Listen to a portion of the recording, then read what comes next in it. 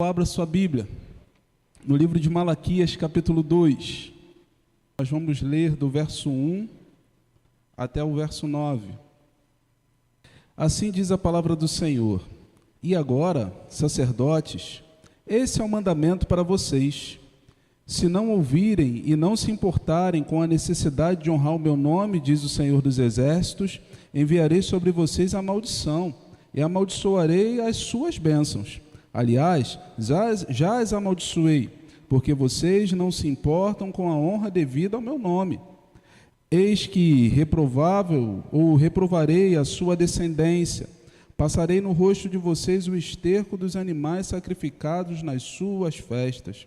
Vocês serão levados embora com esse esterco, então vocês saberão que eu lhes enviei esse mandamento, para que se mantenha a minha aliança com Levi, diz o Senhor dos Exércitos. A minha aliança com ele foi de vida e de paz, por isso que eu lhe dei para que você me temesse, e de fato ele me temeu e tremeu por causa do meu nome. Verdadeira instrução esteve na sua boca, nenhuma injustiça se achou nos seus lábios. Ele andou comigo em paz e retidão e afastou muitos da iniquidade, porque os lábios do sacerdote devem guardar o conhecimento, e da sua boca todos devem buscar a instrução, porque ele é mensageiro do Senhor dos Exércitos. Mas vocês se desviaram do caminho, e por meio da sua instrução levaram muitos a tropeçar.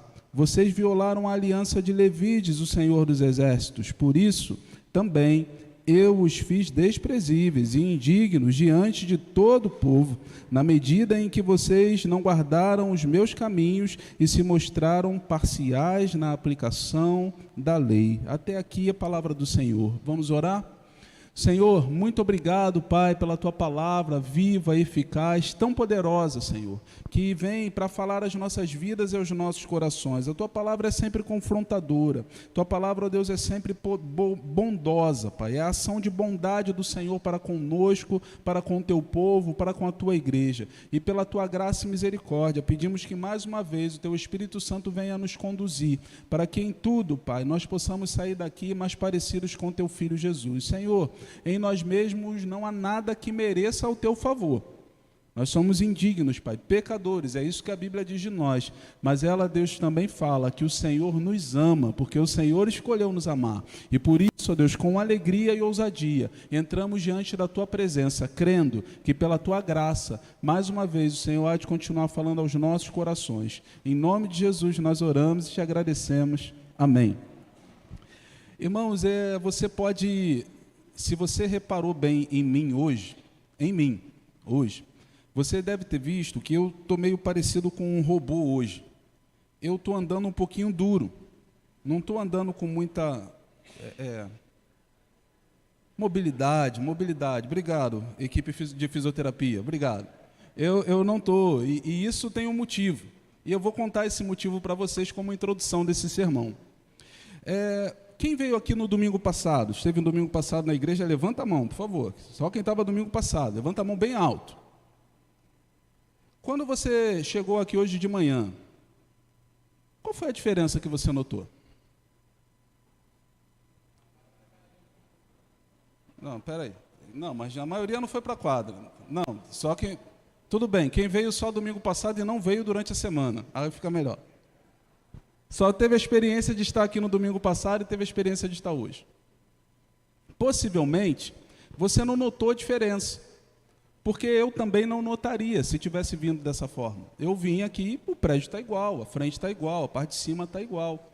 Se você foi até a quadra, você vai reparar que a quadra realmente está um pouquinho diferente.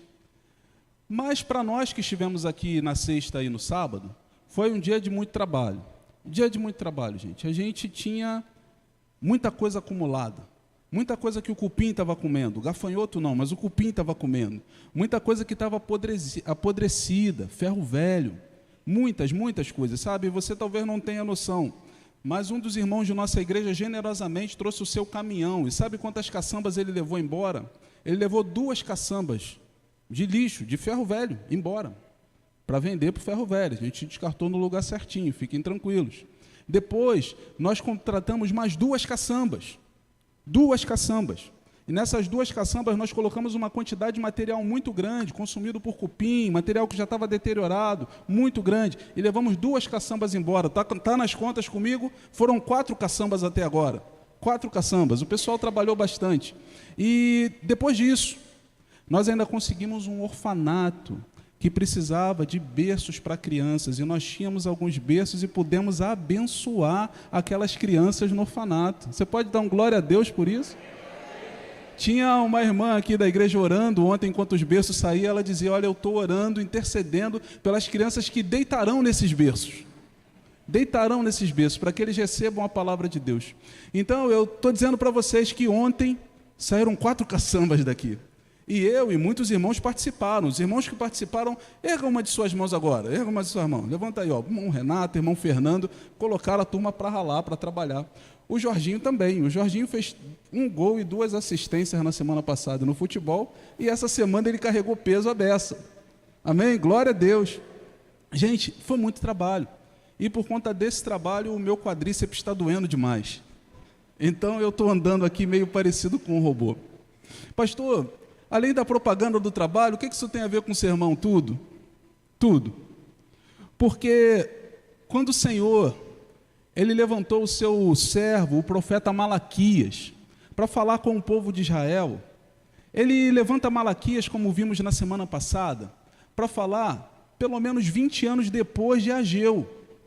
Ageu, que estudamos no mês passado, falava sobre a reconstrução do templo, o lançamento dos alicerces. O povo estava construindo a sua própria casa e agora não se importava mais com a casa do Senhor. Malaquias ou Ageu, quando chama a atenção do povo, o povo parece se corrigir e constrói a casa do Senhor. Mas aqui, o momento em que Malaquias está vivendo é um momento diferente, porque me parece que o povo começa a cometer um outro tipo de pecado. O povo vai à igreja direitinho. O povo tem o templo funcionando direitinho. Os sacerdotes, eles têm a roupa. Do lado de fora parece que está tudo do mesmo jeito. Não foi mudado absolutamente nada. Mas do lado de dentro daqueles sacerdotes e daquele povo, está cheio de entulho. Está cheio de cupim. Está cheio de madeira quebrada. Cheia de ferro velho. E é exatamente por isso que Deus, que é aquele que vê para além das paredes, Deus, que é aquele que vê para além daquilo que nós podemos ver, Deus, que é aquele que enxerga o nosso interior, Ele levanta o seu profeta, levanta Malaquias. Vimos semana passada que a palavra Malaqui quer dizer mensageiro. Então até é possível que Malaquias não seja o nome próprio desse mensageiro. E se de fato isso é assim, o importante, isso sinaliza para nós que mais importante do que aquele que leva a mensagem, é a mensagem que ele leva. Então, enquanto mensageiro da parte do Senhor, é atribuição minha e de todo aquele que ensina, de todo aquele que leva a palavra, a entender que a honra e a glória devem ser dadas ao Senhor, mas o ensino deve ser entregue, ou a mensagem deve ser entregue da mesma forma como ela foi escrita, sem alteração, porque a mensagem não é de um ser humano, a mensagem é do próprio Deus. Malaquias entende isso, e é por isso que ele vai diante daquele povo e entrega a primeira palavra. Semana passada, como vimos, ele entrega uma palavra de correção e corrige determinados aspectos. Ele, na verdade, corrige a ironia do povo no relacionamento com Deus. Em que temos sido amados? O povo responde ao refletir ou ao receber a mensagem de que Deus os ama. O Deus chama o povo de irônico naquele momento e vai mostrando passo a passo desde a formação do povo como Deus o amou. E isso também vem de encontro às nossas vidas, porque muitas vezes nós questionamos o amor de Deus por nós, porque passamos por provações, passamos por momentos difíceis, e dizemos assim: Deus não me ama mais. Mas, na verdade, se olharmos para trás e se trouxermos à nossa memória aquilo que pode nos dar esperança, veremos que grandiosamente a mão do Senhor nos tem conduzido ao longo de toda a vida. E em momento nenhum Ele nos deixou para trás. Talvez, em alguns momentos, nós tenhamos abandonado o caminho do Senhor.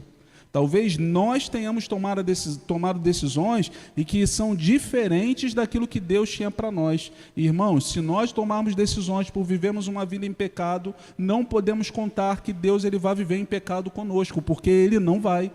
Ele é completamente santo. Então, deixar de andar com o Senhor é uma decisão que nós podemos tomar a cada dia, mas não devemos tomar. Aquele povo, os sacerdotes daquele povo, eles estavam diante da palavra de Deus, diante do profeta de Deus. E talvez você possa, olhando ou meditando nesse texto, você possa dizer assim: pastor, essa palavra não é para mim. Por quê? Porque eu vi, o início do texto diz, os sacerdotes, e eu não sou um sacerdote. Mas eu gostaria de convidar você a pensar em quem são os sacerdotes de hoje. Quem são os sacerdotes de hoje em dia? Sim, você pode pensar no sacerdote de ofício religioso, um pastor, alguém que dirige uma congregação, que está diante da igreja. Mas eu quero convidar você a pensar no que diz o apóstolo Pedro, na sua primeira carta. Ele diz o seguinte: vós, porém, sois raça eleita. Ele está falando com a igreja. Vós, porém, sois raça eleita, sacerdócio real, nação santa, povo de propriedade exclusiva de Deus, a fim de proclamardes a virtude daquele que vos chamou das trevas para a sua maravilhosa luz. Então a palavra de Deus, quando ela vai de encontro à igreja, ela vai dizendo para cada um de nós, você que faz parte da igreja, que você é um sacerdote. Você é um sacerdote do Deus Altíssimo, você é povo eleito, você é sim um povo especial. E por isso você precisa ter um relacionamento profundo com o seu Deus. Não é apenas aquele que prega, não é apenas aquele que dirige, não. A igreja é um povo de sacerdotes, e é por isso que nós devemos nos comportar na forma correta diante do nosso Deus. A Bíblia diz aqui que havia serviço no templo, os sacrifícios estavam sendo feitos, tinha momento de louvor, momento de ofertório, estava acontecendo tudo, mas como vimos semana passada, o coração do povo estava distante de Deus, ao ponto de Deus dizer assim: gente, fecha tudo, fechem as portas, vão para casa, o som que vocês produzem me incomoda. Irmãos, o coração daquelas pessoas estavam distante de Deus, mas por quê? Porque muitas vezes nós viemos ao templo entendendo que o serviço que fazemos no templo é aquilo que Deus quer, mas quando a Bíblia Sagrada vai nos ensinar, em João capítulo 4, versículo 23, ela diz o seguinte: mas a hora vem, e já chegou, em que os verdadeiros adoradores adorarão o Pai em espírito e em verdade, porque são esses que o Pai procura para que sejam seus adoradores. Então, qual é a forma correta de adorar? É através da canção, é através do inário dos salmos e hinos, cancioneiro da Bahia, cantor cristão HCC, corinhos, cânticos espirituais. Qual é a forma correta de adorar? Na verdade, a Bíblia não define, ela não fala sobre isso. O que a Bíblia diz não é a estrutura que nós levamos, não é a liturgia do culto, não é se o culto tem momento de louvor, tem momento de ofertório e depois tem a mensagem, ou se o culto começa com a mensagem e depois tem o louvor e tem o ofertório. Não é disso que a Bíblia está falando, mas a Bíblia está falando que a forma correta de se adorar é em espírito e em verdade. O que isso quer dizer? Isso quer dizer que a forma correta de adorar tem a ver com a minha vida interna, tem a ver com o meu interior, tem a ver com a minha mente, com o meu comportamento, com a forma como eu lido com o meu dia a dia. Porque se eu tenho uma forma de lidar no dia a dia que é dissociada daquilo que leio na Bíblia, daquilo que aprendo com Jesus, naquilo que sou estimulado a fazer na minha comunidade de fé, então a minha adoração não tem passado do teto, ela não tem encontrado o coração do Senhor. Então Deus chama aqueles sacerdotes, não só para a responsabilidade de que são sacerdotes, mas Ele diz para eles que mais do que o local onde eles adoram, de que mais do que a forma onde eles adoram, a vida deles importa. O local sim, porque o local é um templo, e nós, como falamos no início, temos trabalhado para que possamos ter um bom lugar, o melhor lugar possível para adorarmos ao Senhor. Mas a palavra de Deus também nos ensina que vocês são, que a igreja é, que nós como crentes somos o templo do Espírito Santo de Deus. E por isso é necessário santidade. Por isso é necessário viver uma vida que agrada a Deus. Então, quem é sacerdote, por favor, erga uma de suas mãos, diga: eu sou sacerdote. Quem é templo, diga: eu sou templo. E quem é adorador, diga: eu adoro ao Senhor em espírito e em verdade. É assim que devemos fazer, irmãos. É assim que devemos viver. Mas Deus corrige aquele povo, Deus chama aquele povo à responsabilidade. Ele começa chamando a atenção dos sacerdotes, e a argumentação nos primeiros versículos que lemos é: vocês não se importam. Vocês não se importam. E muitas vezes a gente acha que se importa. Alguns anos atrás se falavam de pais que trabalhavam muito fora. Viviam o tempo todo trabalhando, dobravam, arrumavam mais um trabalho, buscavam com toda a força conseguir dinheiro. Mães também, trabalhando muito, muito, muito.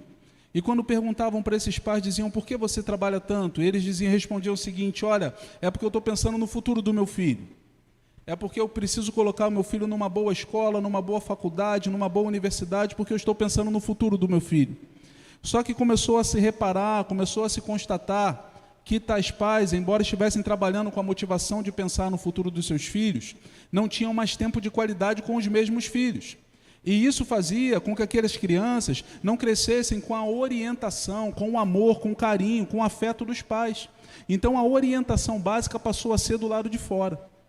Muitos desses pais, depois de fazerem todo esse ciclo, no final da vida, no tempo em que os filhos estavam formados, eles começaram a se questionar e dizer: olha, eu fiz tudo o que eu poderia ter feito, e essa criança, esse menino, essa menina está distante dos caminhos do Senhor, está distante do caminho profissional, está distante do caminho de ser um bom cidadão. Mas de fato aquilo que precisava ser feito não foi feito. A Bíblia a respeito disso diz: ensina o menino no caminho em que deve andar, e até quando crescer não se desviará dele. Porque ensinar o menino é algo prático, é algo que tem a ver com a pessoa. E é claro que eu não estou dizendo para você que você não precisa trabalhar, você sabe das suas necessidades. Eu não estou dizendo para você que você deve largar a mão do seu emprego e ficar integralmente andando atrás do seu filho o dia inteiro, não. Mas eu estou dizendo para você que é necessário que haja tempo de qualidade, porque se não houver tempo de qualidade, logo as informações que essa criança absorverá não trarão ela para perto de Deus, para perto da boa cidadania, para perto de bons relacionamentos, mas a trarão para distante disso tudo. E talvez seja isso que estivesse acontecendo com os sacerdotes. Eles iam ao templo, eles iam à casa, eles até prestavam culto, a roupa era a roupa direitinho, era a roupa que estava escrito lá em Levíticos, mas na essência, embora eles fizessem muitas coisas para Deus, o relacionamento, a mente deles estava distante do próprio Deus. Eles estavam correndo de forma errada. E porque estavam vivendo de forma errada, a palavra de Deus começa a trazer uma série de questões que nos fazem meditar. O texto que nós lemos diz assim, o versículo 2: eu amaldiçoarei as suas bênçãos. Aliás, já tenho amaldiçoado, porque vocês não se importam com a honra devida ao meu nome.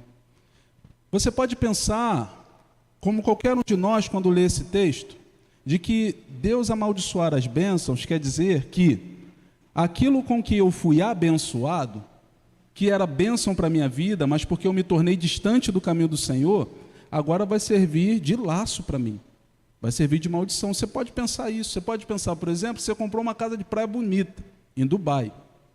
Dubai tem casa, Dubai, amém? Recebe? Casa de praia bonita, e você vai todo final de semana para essa casa de praia, todo final de semana.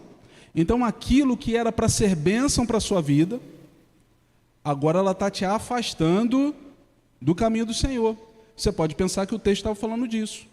Você pode pensar assim: olha, eu orei ao Senhor, você orou ao Senhor e falou assim: eu quero uma namorada bonita, crente, inteligente, e falou bonita para eles já falaram amém. Mas eu quero isso tudo, Senhor. A menina vai falar: eu quero um rapaz jovem, alto, forte, trabalhador, bonito, parecido com Brad Pitt, eu quero isso tudo. E aí Deus vai lá e te permite trabalhar ou namorar com uma pessoa assim. Aí ao invés de ir para a igreja, você começa a ir para o cinema, começa a ir para a praia, começa a ir... não pode ir para o cinema, pastor? Claro que pode, eu vou para o cinema, eu fui para o cinema, eu fui para a praia também, tem que ir, a gente tem que ir para a praia. Ontem, no meio dessa correria toda aqui, gente, a gente tem que valorizar sempre a nossa família. Acabou aqui a parte da tarde, a gente foi para o recreio tomar água de coco.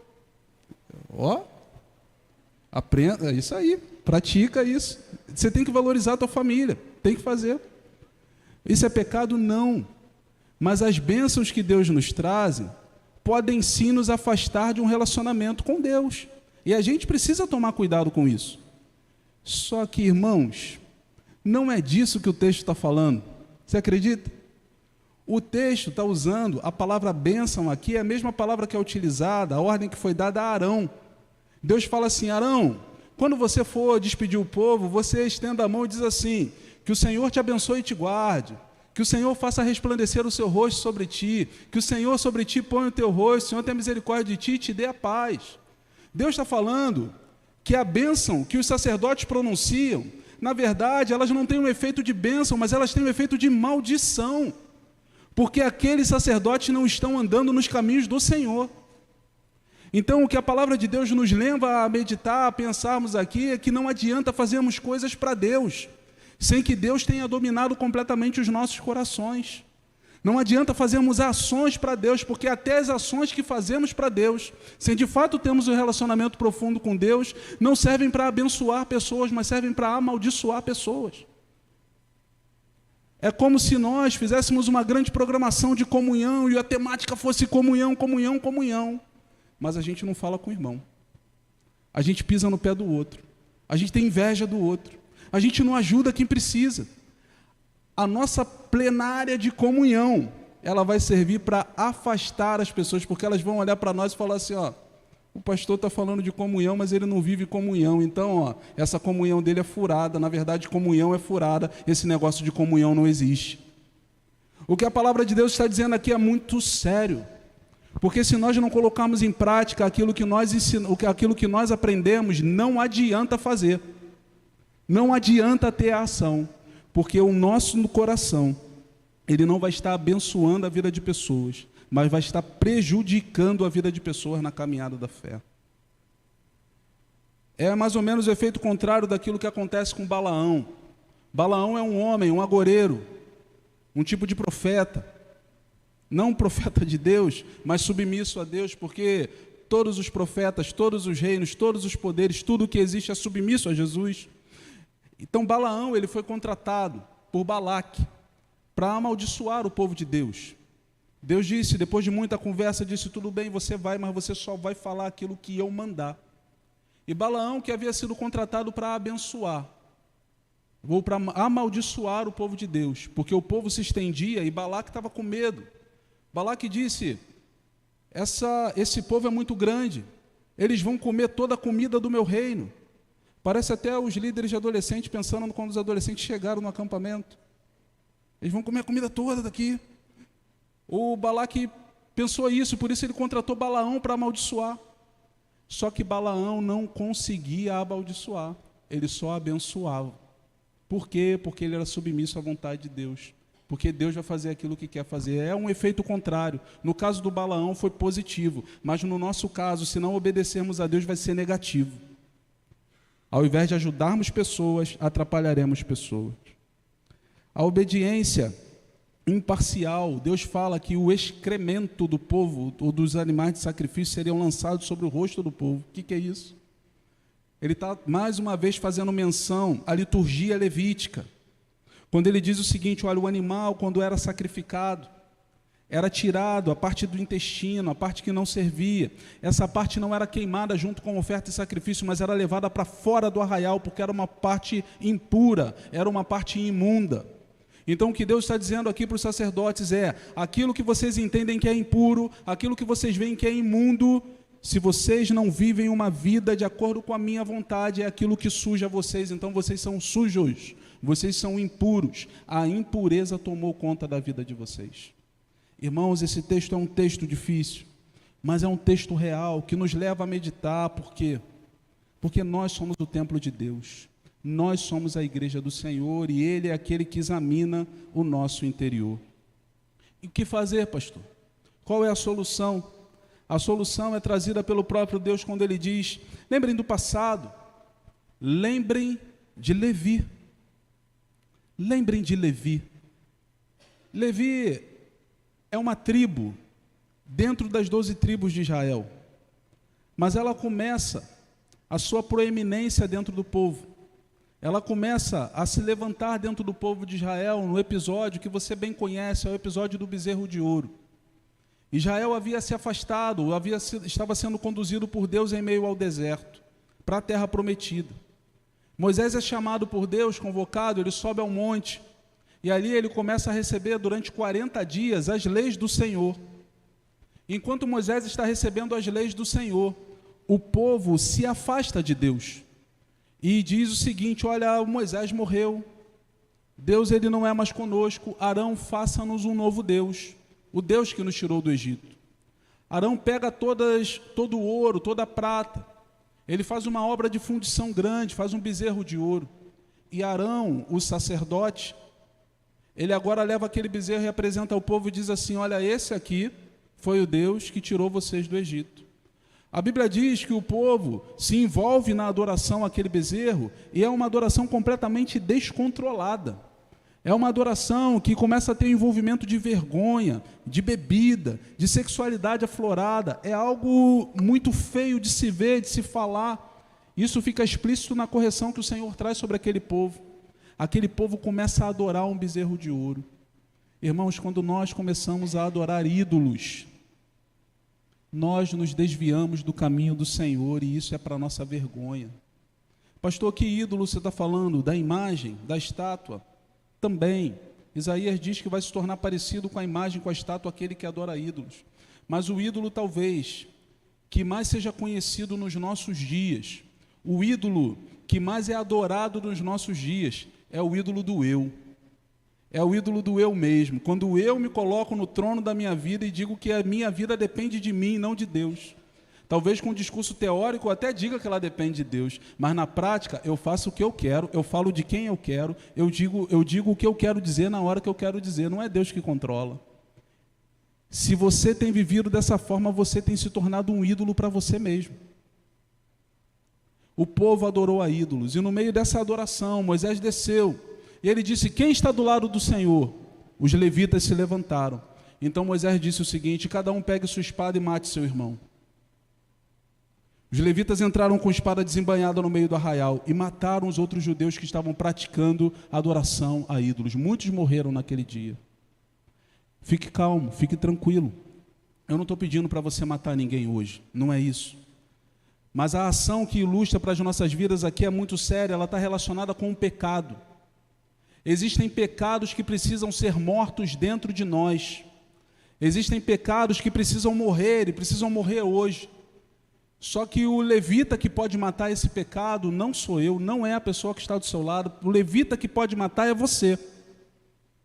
Então, pegue a sua espada nas mãos, a palavra de Deus, e lute de forma muito séria com aquilo que tem te afastado de Deus, com aquilo que tem prejudicado o seu relacionamento com o Senhor. Irmãos, existem práticas que nós fazemos que nós nem queríamos fazer. Existem áreas no nosso temperamento, coisas que nós falamos e que depois que nós falamos a gente bota a mão na cabeça e fala assim: meu Deus, eu não queria ter falado aquilo. Parece que aquela palavra vem até a tua garganta e ela vai ser solução para o problema, mas na verdade, depois que você fala, ela piorou o problema, ela trouxe mais dificuldade para aquela situação. Irmãos, o pecado, ele precisa ser morto dentro de nós, e essa luta contra o pecado é a luta de Levi, é a luta desse povo sacerdotal. Finéias, um dos levitas, filho do sacerdote Arão, quando o povo de Israel se corrompeu e começou a viver de forma que era hedionda, diante dos olhos do nosso Deus, também adorando outros ídolos, se envolvendo-se numa sexualidade desenfreada. Finéias pegou uma lança e matou 2 líderes que estavam praticando, ou que estavam fomentando aquelas ações. E a palavra de Deus para Finéias foi: Finéias é como eu, ele não tolera o pecado. Irmãos, o Senhor está procurando uma geração de levitas que não tolere o pecado, que não tolere a ação do pecado. Mas deixa eu te contar uma coisa, não é que não tolere o pecado na vida do outro, não é que tolere, que julgue o pecado da vida do outro, mas é uma geração que não tolera o pecado na sua própria vida. É uma geração que não dialogue com o pecado na sua própria vida. Porque às vezes a gente está tão preocupado em tirar o cisco do olho do nosso irmão e tem uma trave no nosso olho. O chamado de Deus para aqueles sacerdotes era: voltem o pensamento, voltem as ações lá do passado, onde vocês não toleravam, onde os levitas não toleravam o pecado. Você tem tolerado o pecado na sua vida? Você tem feito aplicações severas de juízo sobre a vida de outros irmãos, mas com a sua vida você tem sido permissivo, tolerante, compreensivo? É hora de olhar para dentro, é hora de refletir sobre você mesmo, porque isso que eu estou te falando não é para te ofender, não é para te afligir, mas tenha certeza de uma coisa: a paz verdadeira nós vivemos como estamos alinhados com Cristo. E quando nós aplicamos o ensinamento de Cristo nas nossas vidas, nós temos a vida plena, a vida completa. E é isso que o Senhor quer para você. Aqueles levitas, no passado, eles guardavam o conhecimento com os lábios. O que significa isso, pastor? Os levitas, guardar conhecimento com os lábios é: eu não somente sei com a cabeça, eu não somente tenho uma teoria, mas eu ensino, eu pratico, eu demonstro para as pessoas que estão do meu lado, eu ensino as pessoas sobre a palavra de Deus. Malaquias está dizendo que aqueles levitas, eles precisam ser instrumentos de ensino. Professores da EBD? Talvez. Professores de curso? Alguns serão. Mas, na verdade, eu e você somos professores da vida, porque se recebemos um conhecimento do Senhor, é necessário que passemos para aqueles que estão ao nosso redor. Se recebemos algo de Deus, é necessário que os nossos vizinhos entendam. É necessário que os que estudam conosco entendam e percebam isso. Essa semana conversava com um adolescente, e ele falava para mim, quando pegou um Uber, ele falou: olha, eu falei de Jesus no Uber. Falei de Jesus no Uber, muito bom, porque quando o Evangelho de Jesus está realmente dentro do seu interior, ele começa a transbordar na sua vida, ao ponto de alcançar a vida das pessoas que estão ao seu redor. Um desses meninos que vai se batizar hoje à noite, na semana passada no culto jovem, ele já trouxe a prima que não é crente para o culto. Por quê? Porque quando estamos cheios de Deus, nós transbordamos para aqueles que estão ao nosso redor. Mas não é só discurso, gente. É vida, é amor, é carinho, é trazer, é ter paciência, é caminharmos juntos. Os levitas são aqueles que eram responsáveis por ensinar ao povo de Deus. Os sacerdotes, a geração sacerdotal, é aquela que é responsável por ensinar a palavra de Deus ao mundo inteiro que está ao seu redor. São referências para aqueles que procuram instrução. Eles são mensageiros do Senhor no universo. É interessante que Malaquias é o único livro do Antigo Testamento que dá essa conotação para o sacerdote, porque quem recebe essa conotação é o profeta. O sacerdote, ele tem a ver com aquele que apenas faz o ensino, mas Malaquias chama aqui os sacerdotes a proclamarem a palavra de Deus, a corrigir o povo, a chamar o povo para uma vida verdadeira de santidade. Então, Malaquias é o primeiro que faz isso no Antigo Testamento, de dizer: olha, vocês têm uma função dupla. Vocês são um povo sacerdotal, sim, que trazem os ensinamentos de Deus para o povo, mas vocês são voz profética, sim, que vai até o povo e traz esse povo de volta para Deus. Essa é a dupla função que nós temos como igreja, irmãos. Nós devemos nos envolver no ensino da palavra do Senhor e mergulharmos na palavra de Deus. Os levitas eram aqueles que resolviam seus conflitos. Corá e Abirão foram homens que se levantaram contra Moisés por inveja. Começaram a falar mal do Moisés no meio do povo. Moisés também era levita, Arão também era levita, e eles resolveram o seu conflito. Não fugiram do confronto, não fugiram do confrontamento. Nós, muitas vezes, fugimos de conversas difíceis. Se eu falar isso para o meu irmão, ele vai ficar chateado comigo, então deixa melhor não falar. Se eu falar isso com aquela outra pessoa, ela vai ficar chateada comigo. Se eu pedir para o fulano liderar um ministério tal e pedir para o fulano que está liderando esse ministério liderar o outro, ele pode não entender, vai ficar chateado. Então eu não faço conversa difícil, é melhor não fazer. Não devemos fugir de conversas difíceis nas nossas vidas. Pelo contrário, elas são difíceis, por isso devemos respeitá-las. Mas apesar das conversas serem difíceis, elas precisam ser feitas, porque se elas não forem feitas, se elas não acontecerem, não haverá cura, não haverá transformação. Hoje, nos nossos dias, nós temos um problema de saúde pública muito grande. Muitas vezes nós não percebemos. Temos diversos. O que eu vou citar agora é o do acúmulo. Existem pessoas que são acumuladoras. É um dos problemas, eu poderia citar diversos. Mas geralmente uma pessoa que é acumuladora, ela não começa juntando grandes quantidades. Ela começa juntando pequenas quantidades, coisas que ela não tem necessidade, não tem utilidade para ela, mas ela entende que um dia ela pode vir a precisar daquilo. Só que esse problema ele vai piorando. Conforme o tempo vai passando, ele vai piorando. E hoje nós temos diversas notícias que falam sobre saúde de pessoas que têm um verdadeiro lixão dentro da casa. Elas não conseguem nem se locomover dentro da casa. Mas isso não começou dessa forma, isso começou de uma forma pequenininha. Eu acumulo isso, eu coloco aquilo outro. Possivelmente algumas pessoas perceberam. Mas se não acontece a conversa difícil, se a gente não consegue olhar para um amigo, para um irmão e dizer, olha, me parece, embora eu não seja profissional, que você está com um problema e você precisa de acompanhamento com um profissional de saúde mental. Difícil, né? Às vezes, a pessoa se sente ofendida, mas o verdadeiro amigo, o verdadeiro irmão é aquele que traz a verdadeira orientação.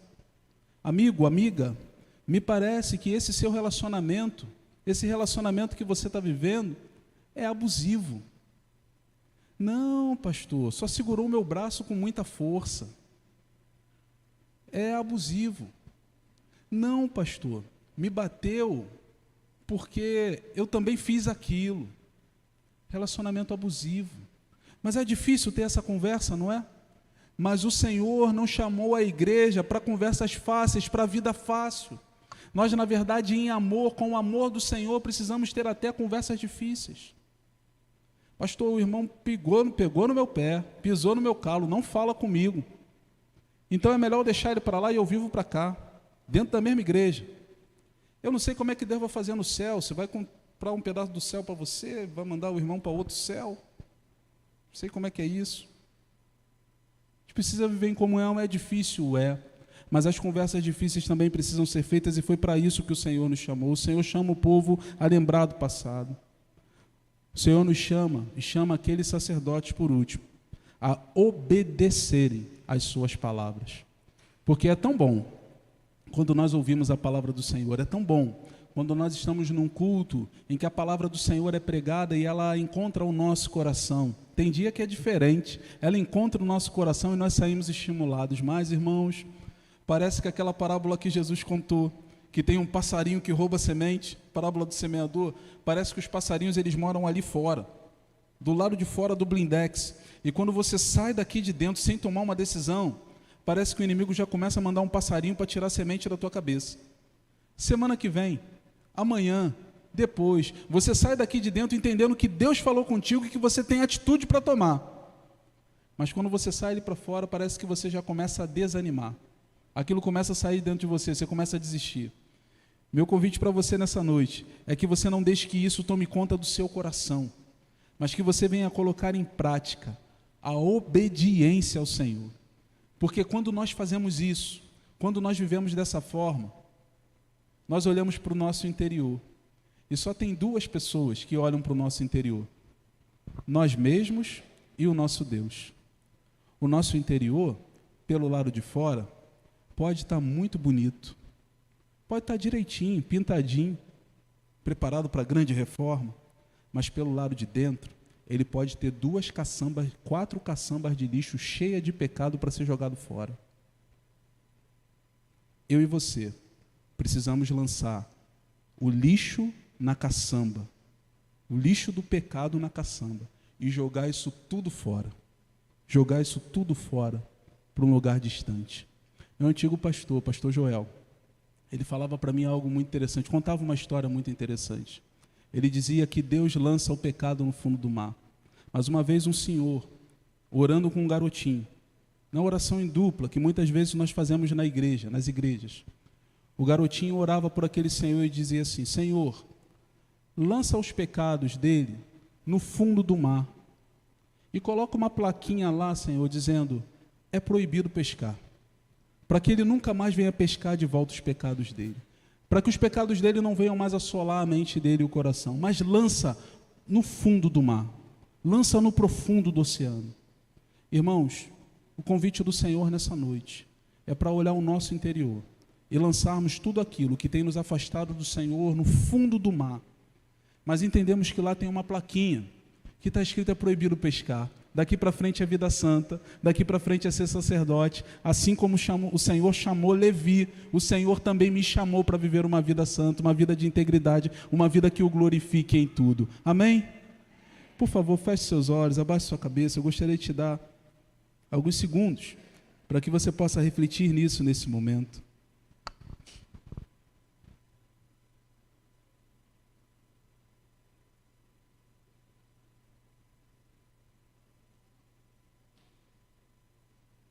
Ore ao Senhor nessa hora.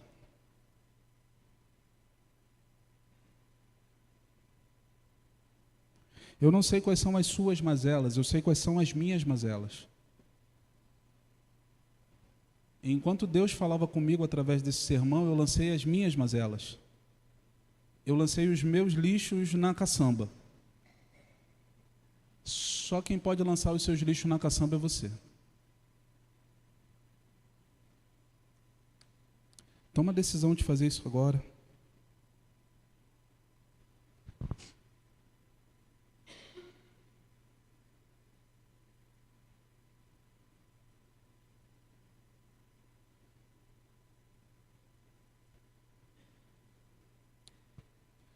Senhor, nós te agradecemos pela palavra que o Senhor trouxe ao teu profeta Malaquias lá atrás. E essa palavra que, com certeza, ajudou aquele povo, ajudou os homens daquele tempo a corrigirem coisas que estavam erradas nas suas vidas. É a palavra também que nos ajuda hoje a corrigir aquilo que está errado nas nossas vidas, para que nós, ó Deus, possamos acertar e viver de fato aquilo para que fomos chamados para viver. É uma vida plena, uma vida abundante, uma vida completa, uma vida em Ti. Senhor, por favor, nos ajuda e trabalha nos nossos corações nessa manhã. Nós somos completamente dependentes de Ti e nos lançamos à Tua mercê. Glorificamos o Teu nome. Em nome do Teu Filho Jesus nós oramos. Amém, Pai.